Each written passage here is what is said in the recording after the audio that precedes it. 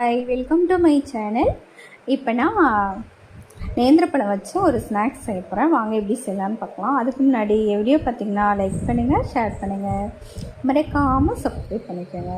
சாப்பிட செம்ம டேஸ்ட்டாக இருக்கும். கண்டிப்பாக ட்ரை பண்ணி பாருங்கள். வாங்க வீடியோக்குள்ளே போகலாம். இங்கே நேந்திரப்பழம் ஒன்று எடுத்திருக்கேன். அதை என்ன பண்ணுங்கள், தோல்லாம் உரிச்சிட்டு நல்லா ஸ்லைஸாக குட்டி குட்டியாக கட் பண்ணிக்கோங்க. பாருங்கள், நான் இந்த அளவுக்கு கட் பண்ணி வச்சுருக்கேன்.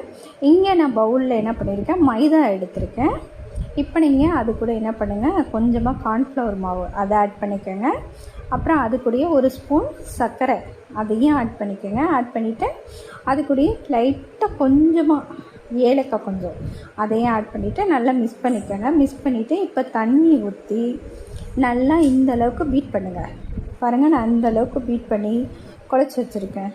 எந்த அளவுக்குன்ட்டு அவ்வளோதான். அதை எடுத்து தனியாக வச்சுருங்க. இங்கே என்ன பண்ணுங்கள், தேங்காய் நீங்கள் கோகோனட் உங்களுக்கு கடையில் வாங்கினீங்கன்னா அதை யூஸ் பண்ணுங்கள். இல்லைனா தேங்காவை நீங்கள் துருவிட்டு வானொலியில் வறுத்து எடுத்து வச்சுக்கோங்க.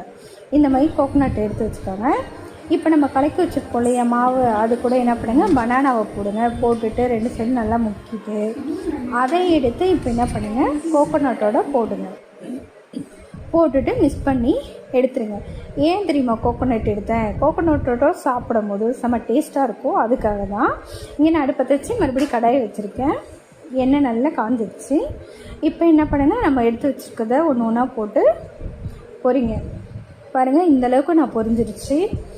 தீயை கொஞ்சம் கம்மி பண்ணி வச்சு பண்ணுங்கள். ரொம்ப ஃபாஸ்ட்டாலாம் வைக்கணும் இல்லை இதுக்கு. அவ்வளோதான். பாருங்கள், இந்தளவுக்கு பொரிஞ்சிருச்சு. நான் அதை எடுத்துட்டேன். சாப்பிட அவ்வளோ ஒரு டேஸ்ட்டாக இருந்துச்சு. கண்டிப்பாக ட்ரை பண்ணி பாருங்கள். ட்ரை பண்ணி பார்த்துட்டு எனக்கு லைக் பண்ணுங்கள், ஷேர் பண்ணுங்கள், மறக்காமல் சப்ஸ்கிரைப் பண்ணிக்கோங்க. Thank you guys.